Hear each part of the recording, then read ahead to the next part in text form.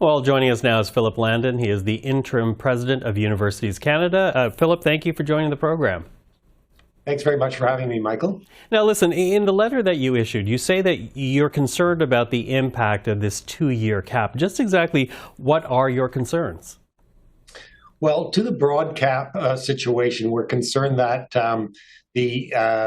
Canada's international reputation is going to take a hit. It already is taking a hit in terms of some of the unclarity around how the cap is going to be allocated, and so we're concerned about that. But we're mostly concerned about the immediate hit that universities and students who are applying to them are taking, because there's a moratorium right now on study permits until the provinces understand their allocation and have a system for their allocation, which will help.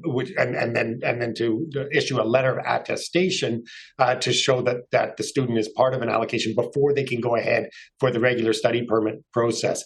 This is all going to slow down the system. It's slowing down the system at a time when a lot of international students are typically applying to Canada's universities. Mm-hmm. At a time when they're applying. So talk to us about the economic impact this actually has on institutions then, because certainly we know that universities and colleges have turned more to foreign students, if you will, partly to meet the economic need of a university as provinces freeze or bring down university budgets.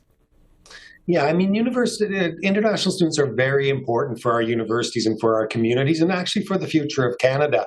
But that being said, they also do provide a revenue stream as well for universities.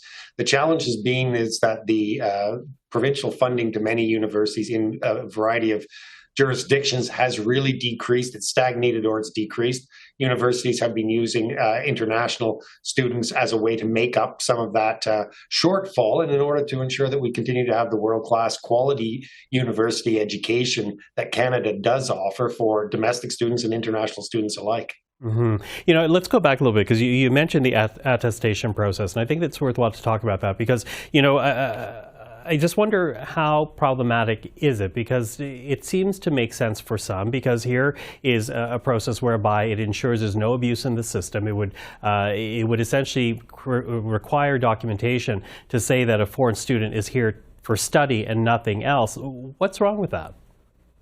Well, the system is in the hands of the provinces right now. What IRCC has said is that each province will get a certain allocation, and they can choose how to allocate those letters of attestation or those spots that they have. We're not sure how each province is going to do that.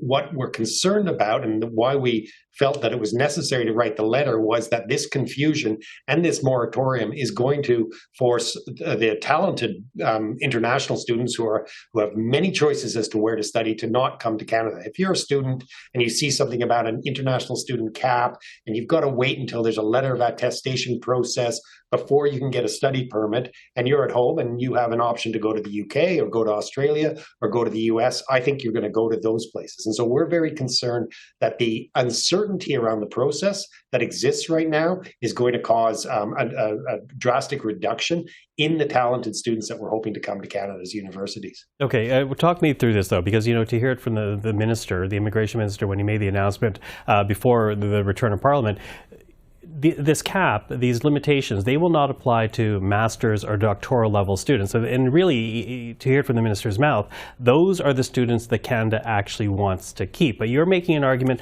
for it seems, the undergraduate students. Absolutely, and we're very pleased that the masters and undergrad and graduate students are not part of this cap, and we're very pleased that current international students, those who are already here, are not part of this cap as well. But we are concerned that the numbers and it's about a 35% reduction, depending on how it's applied province by province, could have a significant both financial impact on universities and a significant impact on their reputation. You know, Michael, one of the other measures which doesn't get mentioned is that they removed the postgraduate working permit from the public-private agreements that colleges were in. We think that was the measure that was necessary. That's where we had seen explosive growth in in college and international students. That's where the problems lay. We think that the government did the right thing by removing that ability for those institutions to have, for short-term courses to have a postgraduate working permit.